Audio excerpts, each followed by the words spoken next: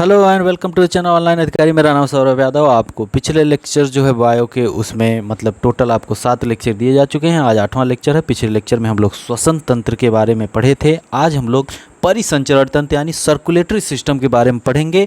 इसके अलावा आपको बता दें कि सौरभ ऑफिशियल टेलीग्राम की लिंक डिस्क्रिप्शन में दी गई, उसको ज्वाइन करिए, रेगुलर क्विज में पार्टिसिपेट करिए, एक्टिव रहिए, पढ़ाई करते रहिए, जोश के साथ लगे रहिए, ठीक है। और भी प्लेलिस्ट में जाकर देखिए, सभी लेक्चर पढ़े हुए हैं। इतिहास पढ़ना हो, भूगोल पढ़ना हो, करंट अफेयर से खुद को अपडेट करना हो, तो सब कुछ उसमें आपको पढ़ाया गया है। अभी तो जीव विज्ञान चल रहा है, इसके बाद दूसरा मतलब प्रयास तो यही है कि रसायन विज्ञान हो और भौतिक विज्ञान हो, हर एक टॉपिक नहीं वही चीज़ें वहाँ से पढ़ाई जाएँ जो महत्वपूर्ण हैं। 2 3 4 लेक्चर में उनको कंप्लीट कर दिया जाए पूरे तरीके से, ठीक है। तो चलिए हम लोग पढ़ते हैं सर्कुलेटरी सिस्टम यानी परिसंचरण तंत्र के बारे में। और हम लोग आज जानेंगे अपने ब्लड वगैरह के बारे में, अपने हार्ट के बारे में, है ना। तो ये तो आप अपने शरीर के बारे में जान रहे हैं, तो इसमें याद करने की क्या बात है। इसको मतलब एकदम लाइटली लीजिए और उसको तुरंत का तुरंत याद कर लीजिए। और दूसरों को भी बताइए, अपने परिवार में बताइए, आपके साथ जो रह रहे हैं उनको भी बताइए कि हाँ ऐसा होता है हमारे शरीर में, है ना। परिसंचरण तंत्र, शरीर में रुधिर का परिसंचरण सदैव एक निश्चित दिशा में होता है और रुधिर परिसंचरण कार्य हृदय द्वारा संपादित किया जाता है। रुधिर परिसंचरण की खोज विलियम हार्वे ने की थी। किसने की थी खोज? विलियम हार्वे ने की थी। रुधिर परिसंचरण सर्कुलेटरी सिस्टम की खोज, ओके। मनुष्यों में रुधिर तथा लसिका द्वारा पचे हुए भोजन, ऑक्सीजन, हार्मोन्स, अपशिष्ट उत्पाद जैसे विविध पदार्थ संबंधित अंगों एवं ऊतकों तक पहुंचाए जाते हैं, टिश्यूज तक पहुंचाए जाते हैं, ठीक है। रक्त परिसंचरण तंत्र हृदय रुधिर एवं रुधिर वाहिकाओं से मिलकर बना होता है। रुधिर यानी ब्लड और ब्लड वेसल्स वाहिकाओं से मिलकर बना होता है हार्ट, ये परिसंचरण तंत्र पूरा। अब हम हार्ट के बारे में देखेंगे। ज़्यादा चीज़ें नहीं, वही चीज़ें जो महत्वपूर्ण हैं। अब आपको पता ही होगा कि हमारा हार्ट जो है थोड़ा सा बाएं साइड है, मुट्ठी के आकार का होता है। अपनी मुट्ठी ऐसे करेंगे तो उसी के आकार का होता है, जो दोनों फेफड़ों के मध्य वक्ष गुहा में स्थित होता है। इसी को तो लोग दिल कहते हैं। दिल चीर के देख तेरा ही नाम होगा। तो दिल ऐसे नहीं होता है, वो तो अलग तरीके का है। ये तो ऐसे ही बना दिए हैं कि दिल चीर के देख तेरा ही नाम है। तो हृदय बंद मुट्ठी के आकार का होता है, जो दोनों फेफड़ों के मध्य वक्ष गुहा में स्थित रहता है तथा थोड़ा सा बाईं तरफ झुका रहता है। यह एक दोहरी झिल्ली पेरिकार्डियम से घिरा रहता है। ये याद रखिएगा, पेरिकार्डियम से घिरा रहता है। हृदय में 4 कक्ष होते हैं, यानी कि हमारा हृदय जो है 4 चैम्बर का होता है। ऊपर वाले 2 चैम्बर जो होते हैं थोड़ा सा छोटे होते हैं, जिनको अलिंद कहते हैं। ऊपर वाले 2 जो होते हैं वो थोड़ा छोटे होते हैं, उनको अलिंद कहते हैं। शेष 2 जो नीचे वाले होते हैं उनको निलय कहते हैं। सामान्य मनुष्य के हृदय का वजन लगभग 300 ग्राम होता है। मतलब आप अगर सामान्य व्यक्ति हैं, मतलब कि आप 120 केजी के नहीं हैं, सामान्य 60 से 70 या 75 केजी के हैं, तो आपका हृदय लगभग 300 ग्राम का होगा। यह प्रति मिनट 70 से 80 बार धड़कता है। 70 से 80 बार धड़कता है। और एक एवरेज क्या कहते हैं कि 72 बीट्स पर मिनट होता है। एक वयस्क व्यक्ति का रक्तचाप ब्लड प्रेशर लगभग 120/80 होता है। 120 क्या है? 120 को कहते हैं सिस्टोलिक प्रेशर, प्रकुंचन दाब तथा आकुंचन दाब यानी डायस्टोलिक प्रेशर 80 मिलीमीटर। एचजी क्या है? पारा यानी मरकरी है, ठीक है। और इसी के डिफरेंस को क्या कहते हैं? नाड़ी दाब कहते हैं, पल्स प्रेशर कहते हैं, जो 40 मिलीमीटर एचजी होता है। क्वेश्चन पूछा गया एचजी क्या है इसमें, मिलीमीटर एचजी में, तो एचजी आपका यही है, मरकरी है, ठीक है। और हृदय की धड़कन पर नियंत्रण के लिए पोटेशियम आवश्यक है। और हृदय 2 धड़कनों के बीच आराम करता है, 2 धड़कनों के बीच आराम करता है, लेकिन बहुत माइक्रो सेकंड का आराम होता है उसका, है ना। हृदय की धड़कन पर नियंत्रण के पोटेशियम आवश्यक है। क्या आवश्यक है, ये भी क्वेश्चन पूछा गया। तो पोटेशियम आवश्यक है, और पोटेशियम एप्पल में आपको मिलता है। पोटेशियम वगैरह खाया करिए, आपका हार्ट सही रहेगा। एक्सरसाइज किया करिए, फैटी चीज़ें ना खाइए, तेल वाली चीज़ें ज़्यादा बाहर की ना खाइए, अन्यथा आज नहीं तो 10 साल बाद, आप लोगों को भी बुजुर्ग होना है, 10 साल बाद आपको चीज़ें समझ में आने लगेंगी कि हाँ हमें ये नहीं खाना है, हमें वो नहीं खाना है, इससे नुकसान होगा, उससे नुकसान होगा। तो हार्ट वगैरह के पेशेंट आने वाले समय में ना बनिए, इसलिए आज से ही तैयार रहिए। रेगुलर एक्सरसाइज करिए, फैटी चीज़ें ना खाइए, और तेल वाली चीज़ें ज़्यादा ना खाइए लेकिन एक लिमिट में, ओके। और ज़्यादा बाहर का खाना ना खाइए, अन्यथा आपका हार्ट कहेगा कि हम नहीं धड़केंगे, और जब नहीं धड़केगा तो फिर दिक्कत हो जाएगी। हृदय जो है कि लगभग 5 लीटर रक्त प्रति मिनट पंप करता है। 1 मिनट में 5 लीटर रक्त पंप करता है ना। और यहाँ पर लिखा है कि रूमेटिक हृदय रोग का इलाज एस्पिरिन की मदद से किया जाता है। रूमेटिक हृदय रोग होता है तो एस्पिरिन की मदद से उसका इलाज किया जाता है। एस्पिरिन जो होती है शायद दर्द निवारक है। आप लोग कमेंट करिए क्या यह दर्द निवारक है, क्योंकि यहाँ से क्वेश्चन पूछे गए हैं। 2-4 और दवाओं के नाम देकर सुमेलित करने के लिए यूपी पीसीएस ही पूछा है। ओके। ईसीजी जो होता है, ईसीजी जो होता है चिकित्सीय परीक्षण है हृदय की गतिविधि का। हृदय की गतिविधि अगर कुछ होता है, कभी लोगों को गैस की भी समस्याएं हो जाती हैं, गैस चढ़ जाती है, हार्ट तक तो दर्द होता है, लोग चले जाते हैं ईसीजी करवा लेते हैं। कहीं हार्ट में तो ऐसा हार्ट अटैक तो आने वाला नहीं है, तो ईसीजी उसका तुरंत करते हैं। डॉक्टर ईसीजी करेंगे, तुरंत आपको रिपोर्ट देंगे, कहेंगे कि एकदम बढ़िया है, घबराइए मत, पढ़ाई लिखाई कर रहे हैं, एग्ज़ाम आपका निकलेगा, टेंशन लेने की ज़रूरत नहीं है, भोजन सही से किया करिए, एक्सरसाइज सही से किया करिए, ठीक है। तो अपनी दिनचर्या बना के रखिए, डेली रूटीन आपको आपका बेहतर रहे, तभी आप लोग सही तरीके से रह पाएंगे। हृदय सही से काम करेगा, गैस वगैरह की समस्याएं नहीं होंगी, कोई समस्याएं नहीं होंगी आपको। तो ईसीजी यानी इलेक्ट्रोकार्डियोग्राम, इलेक्ट्रोकार्डियोग्राम याद रखिए, अभी याद रख लीजिए कि ये किसके लिए, हार्ट के लिए है। और एक है ईईजी इलेक्ट्रो, आप इसको कमेंट करिएगा, आप कमेंट करिएगा ईईजी किसके लिए होता है, ईईजी किसके लिए, इसका फुल फॉर्म भी बताइएगा। ओके। चलिए, हृदयघात हार्ट अटैक के कुछ लक्षण होते हैं कि सीने में तेज दर्द हो, तेज पसीना आना एवं जी मचलाना, बाह में दर्द एवं झंझनाहट, ऐसा कुछ होगा तो हार्ट अटैक की समस्याएं हो सकती हैं। और आज की डेट में एक्सरसाइज वगैरह लोग कर रहे हैं तो क्या कर रहे हैं कि बाहर से प्रोटीन वगैरह बहुत ज़्यादा खा ले रहे हैं। प्रोटीन ज़्यादा प्रोटीन भी शरीर के लिए सही नहीं है। एक आप अपने देखेंगे, सर्च करिएगा, वेट के हिसाब से आपको कितना पर डे प्रोटीन की आवश्यकता है, कितनी प्रोटीन आपको लेना चाहिए, तो उतना ही प्रोटीन लिया करिए। एक्सरसाइज जिम वगैरह जा रहे हैं तो ऐसा ना करिए कि प्रोटीन एक्स्ट्रा लें अपने शरीर में, प्रयास किया करिए कि नेचुरल चीज़ों से ही ये सब चीज़ें आपके शरीर में पहुँचें, अन्यथा आपको समस्याएँ होंगी। आज की डेट में आपने देखा है कि जो वयस्क हैं, युवा लोगों को हार्ट अटैक की समस्याएँ ज़्यादा आ रही हैं, ब्लड क्लॉट की समस्याएँ ज़्यादा आ रही हैं। उसका रीज़न है कि जिम वगैरह जाते हैं, बॉडी बनाने के चक्कर में ये सब चीज़ें खा लेते हैं, बॉडी तो बन जाती है लेकिन उसकी समस्याएं आपको देखने को मिल जाती हैं। उसके और भी बहुत से मतलब कि निगेटिव इफ़ेक्ट्स हैं शरीर पर, इसलिए उन सब को ना करिए, नहीं तो आज नहीं 10 से 15 साल 20 साल बाद आपको उसके लक्षण दिखने लगेंगे आपके शरीर में। हमने भी कई लोगों को देखा है और ऐसे लक्षण उन लोगों में आ चुके हैं। तो चलिए, कभी कभी नवजात शिशुओं में साइनोटिक हृदय की संरचनात्मक गड़बड़ी जैसे फोरामेन ओवल का जन्मोपरांत भी बंद ना होना आदि के कारण रक्त का पूर्ण तरीके से शुद्धिकरण, ऑक्सीजन से युक्त होना, रक्त का शुद्धिकरण मतलब ऑक्सीजन से युक्त होना नहीं हो पाता है, जिसकी वजह से त्वचा, नाखून, होंठ आदि का रंग असामान्य रूप से नीला पड़ जाता है। किसमें? नवजात शिशुओं में। इसे ब्लू बेबी सिंड्रोम एवं शिशुओं को ब्लू बेबी कहते हैं। Blue baby syndrome, blue baby कहते हैं। अपर्याप्त ऑक्सीजन के कारण रंग का नीला पड़ जाना साइनोसिस भी कहलाता है। ठीक है, blue baby syndrome, blue baby cyanosis भी कहलाता है। कभी कभी फेफड़े द्वारा रक्त को शुद्ध न कर पाना भी इसका एक कारण होता है। साइनोसिस का एक अन्य कारण मिथेमोग्लोबिनेमिया, मिथेमोग्लोबिनेमिया भी है। ये भी क्वेश्चन पूछा गया, शायद हमने कल पूछा था तो कमेंट भी आया है अफरोज इतरात का। 2 लोग बहुत बेहतर तरीके से लेक्चर देखते हैं, कोई भी क्वेश्चन पूछा जाता है आंसर देते हैं, राजमणि राय और अफरोज इतरात। ओके, बेहतर तरीके से पढ़ रहे हैं। अगर वो सही तरीके से रिवीजन कर लें, सही तरीके से चीज़ें अपने दिमाग में बैठा लें तो कोई रोक नहीं पाएगा एग्ज़ाम निकालने से।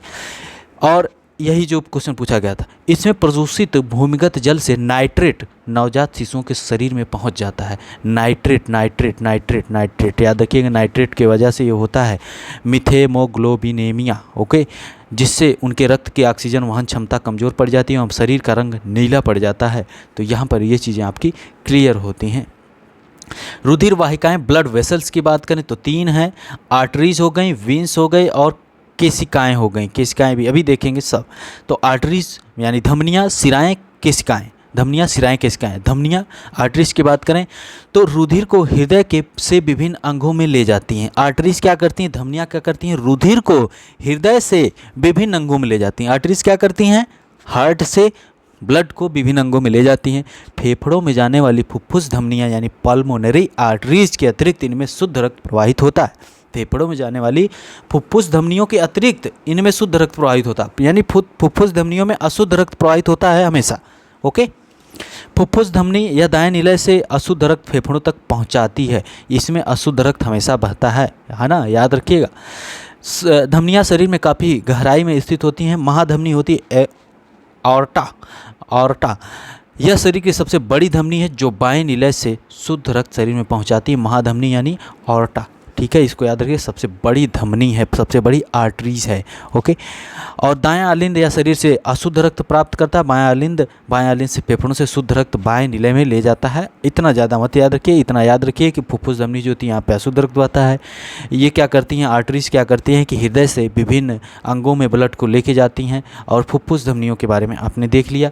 अब यहाँ पर हम बात करेंगे वीन्स यानी शिराओं के बारे में। शिराएँ क्या हैं, ये रुधिर को विभिन्न अंगों से हृदय में ले जाती हैं। अब शिराएँ क्या है, वीन्स क्या है, विभिन्न, अभी तो हमने बताया आर्टरीज क्या है, धमनियाँ क्या है कि हार्ट से विभिन्न अंगों में विभिन्न अंगों में ब्लड को लेके जाती हैं। वीन्स क्या है, विभिन्न अंगों से हार्ट में ब्लड लेके आती हैं, है ना, ठीक है। और यहाँ पर फुफ्फुस शिराओं के अतिरिक्त सबसे अशुद्ध रुधिर प्रवाहित होता है, जिसमें शिराएँ त्वचा के समीप पाई जाती हैं। अशुद्ध रुधिर प्रवाहित होता है, फुफ्फुस शिराओं के अतिरिक्त सब में अशुद्ध रुधिर प्रवाहित होता है। महाशिरा क्या है, यह हृदय के दाहिने भाग को ऑक्सीजन की कमी वाले रक्त की आपूर्ति करता है, जो यह 2 प्रकार का होता है, अग्र महाशिरा, पश्चिम महाशिरा। फुफ्फुस शिरा क्या है, यह शुद्ध रक्त फेफड़ों से बाएं आलिंद में पहुंचाता है, यानी पल्मोनरी वेंस जो है कि शुद्ध रक्त। तो 2 चीज़ें बहुत महत्वपूर्ण हैं यहाँ पे आर्टरीज और वेंस में। फुफ्फुस शिरा यानी पल्मोनरी वेन जो है वहाँ से शुद्ध रक्त बहता है, और पल्मोनरी आर्टरीज यानी फुफ्फुसी धमनियाँ जो हैं इसमें हमेशा अशुद्ध रक्त बहता है, ठीक है, इसमें शुद्ध रक्त, इसमें अशुद्ध रक्त। अब ब्लड कैपिलरीज भी होती हैं। ब्लड कैपिलरीज एक तरह से वाल्व की तरह होती हैं। ये बहुत ही महीन रुधिर वाहिनियाँ होती हैं। इनकी भित्ति की मोटाई केवल एक केंद्रिका के स्तर की होती है। ये धमनियों को शिराओं से जोड़ती हैं। धमनियों को शिराओं से जोड़ती हैं कौन, ब्लड कैपिलरीज। धमनियों को क्या करती हैं, शिराओं से जोड़ती हैं। धमनियों क्या करती हैं, यानी आर्टरीज को वेन से जोड़ती हैं कौन, रुधिर वाहिकाएँ यानी ब्लड कैपिलरीज, ठीक है। और यहाँ पर लिखा है कि शिराओं में रुधिर का पश्च प्रवाह बैक फ्लो रोकने के लिए वाल्व पाए जाते हैं। बायां आलिंद बायां निलय में एक छिद्र द्वारा खुलता है, जहाँ एक वाल्व पाया जाता है। इसे द्विकपाटी वाल्व कहते हैं, बाइकस्पिड वाल्व कहते हैं, ठीक है। तो रुधिर ब्लड कैपिलरीज क्या है कि आर्टरीज को वेन से जोड़ती हैं, है ना, ताकि जो कि बैक फ्लो ना हो जाए ब्लड का। दायां आलिंद बायां निलय में एक छिद्र द्वारा खुला, जहाँ एक त्रिपाटकी वाल्व, ठीक है। चलिए आगे बढ़ते हैं। हृदय के दाहिने कक्ष में अवस्थित सीनोएट्रियल नोड, एसए नोड कहते हैं। हृदय के हार्ट के दाहिने कक्ष में अवस्थित एसए नोड, सीनोएट्रियल नोड हृदय गति को नियंत्रित करता है।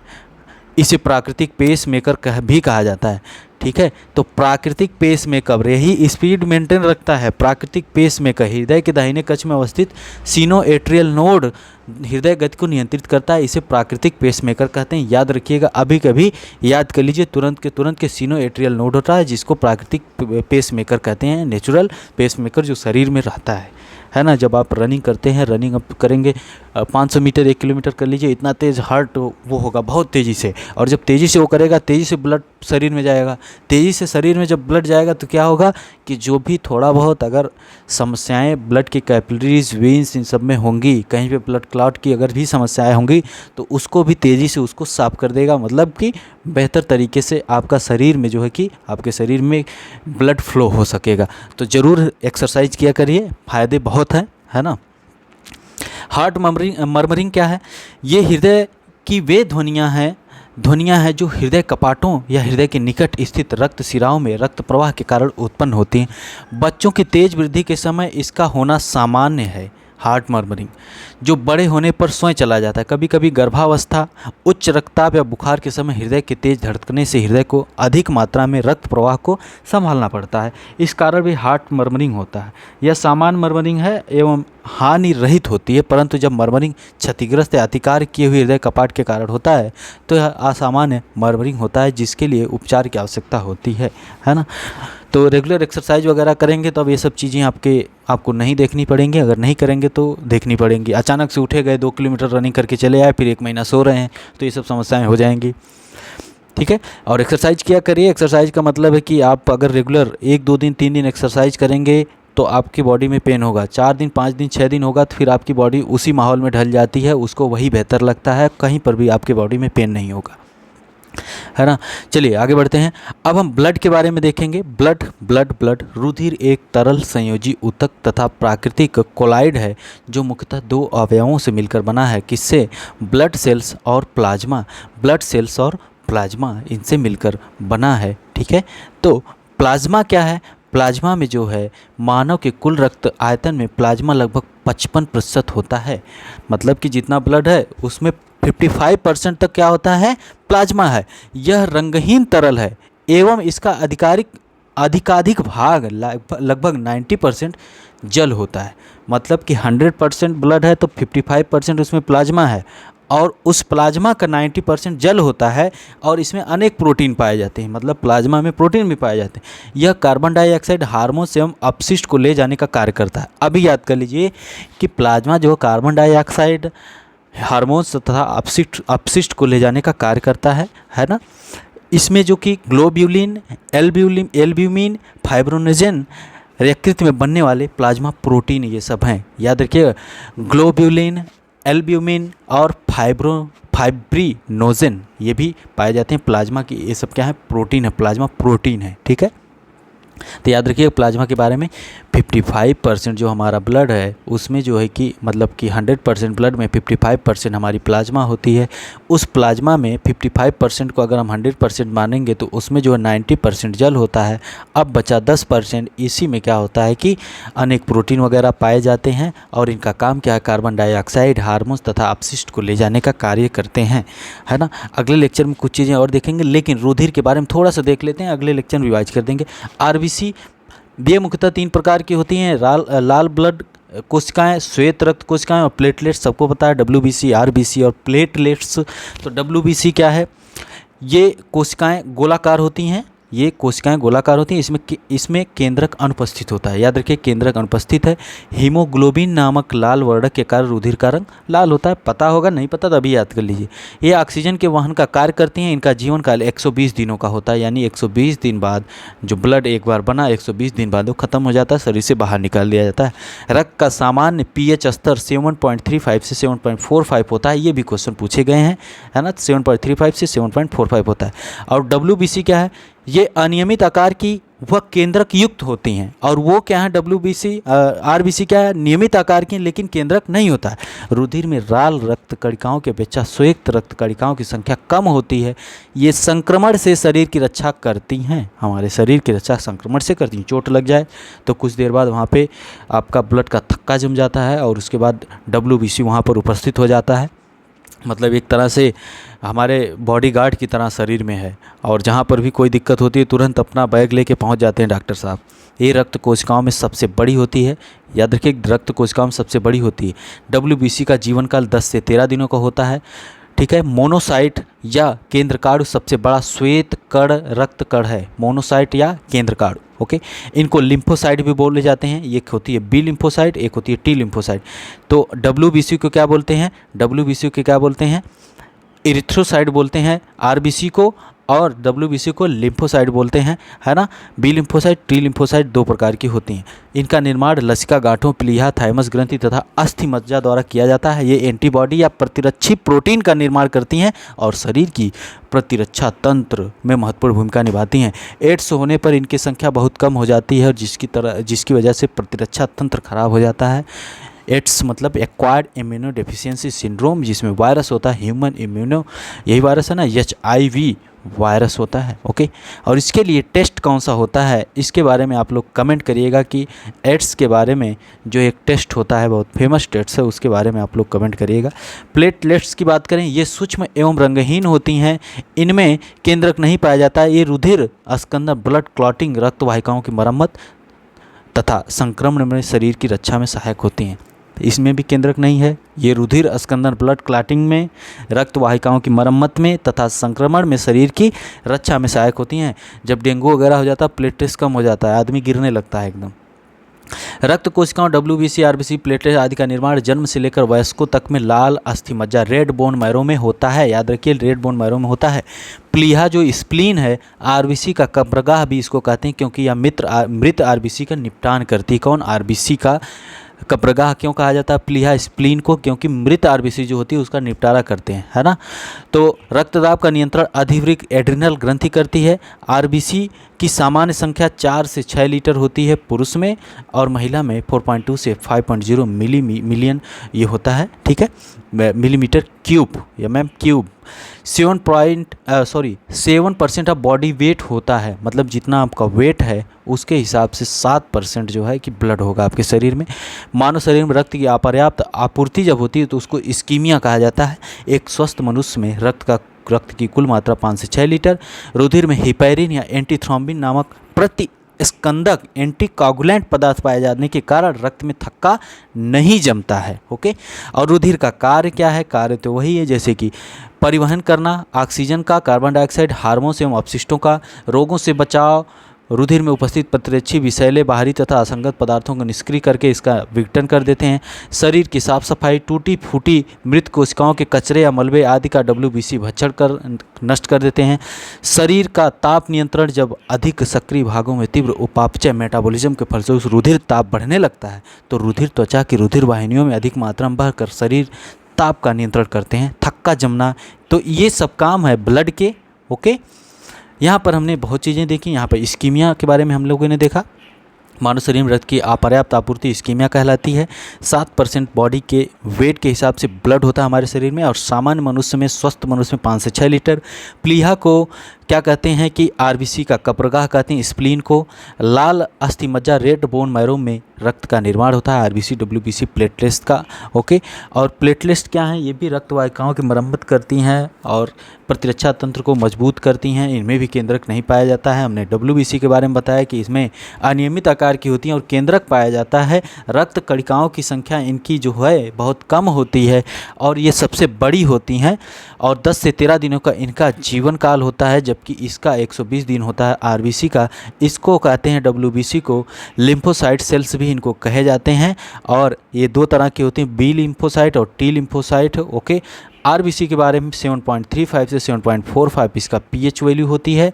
रक्त कोशिकाएं 3 हैं, आरबीसी WBC प्लेटलेट्स। प्लाज्मा के बारे में हमने बताया कि प्लाज्मा जो कि 100% में 55% प्लाज्मा होती है हमारे ब्लड का, 55%, और 55% जो होता है उसमें 90% जल होता है, बाकी एंजाइम वगैरह जो है कि क्या प्रोटीन वगैरह होते हैं, ग्लोबुलिन, एल्ब्यूमिन और फाइब्रिनोजन। ओके, और इनका काम है कार्बन डाइऑक्साइड, हार्मोन तथा अपशिष्ट को ले जाते हैं, है ना, परिवहन करते हैं। हार्ट मर्मरिंग के बारे में हमने आपको बताया। SA नोड, सिनोएट्रियल नोड के बारे में बताया, जिसको प्राकृतिक पेसमेकर कहते हैं। और यहाँ पर हमने रुधिर वाहिकाओं, ब्लड वेसल्स की बात की, जिसमें हमने बताया धमनियाँ होती हैं, सिराएँ होते हैं, और एक और हमने बताया कि ब्लड कैपिलरीज होती हैं। ब्लड कैपिलरीज जो है कि धमनियाँ को सिराओं से, आर्टरीज को वेंस से जोड़ने का कार्य करती हैं। ओके, और रुधिर को विभिन्न अंगों में लेके जाती हैं धमनियाँ, और विभिन्न अंगों से लेके आती हैं हर्ट। रुधिर को हृदय से विभिन्न अंगों में ले जाती हैं आर्टरीज यानी धमनियाँ, और वेंस क्या करती हैं? वेंस जो हैं कि विभिन्न अंगों से हार्ट में लेके आती हैं। 2 चीज़ें यहाँ पे हमने बताया कि फुफ्फुसी सिरा यानी पल्मोनरी वेन जो है यहाँ पर हमेशा शुद्ध रक्त बहता है, और पल्मोनरी आर्टरी में क्या होता है? अशुद्ध रक्त बहता है। मीथेमोग्लोबिनेमिया के बारे में हमने बताया, नाइट्रेट की वजह से इस बीमारी को साइनोसिस भी कहते हैं, लेकिन जब नाइट्रेट की वजह से ये होता है इसको ब्लू बेबी सिंड्रोम, और ब्लू बेबी जो बच्चा होता है उसको ब्लू बेबी कहते हैं। शिशु में ज़्यादातर ये चीज़ें हैं। हार्ट के बारे में देखा हमने कि 5 लीटर प्रति मिनट रक्त पंप करता है। पोटेशियम इसके लिए ज़रूरी है। सिस्टोलिक प्रेशर 120 मिलीमीटर Hg और डायस्टोलिक 80 मिलीमीटर Hg। एस्पिरिन की मदद से रूमेटिक हृदय रोग का इलाज किया जाता है। ECG इलेक्ट्रोकार्डियोग्राम के द्वारा इसका परीक्षण किया जाता है।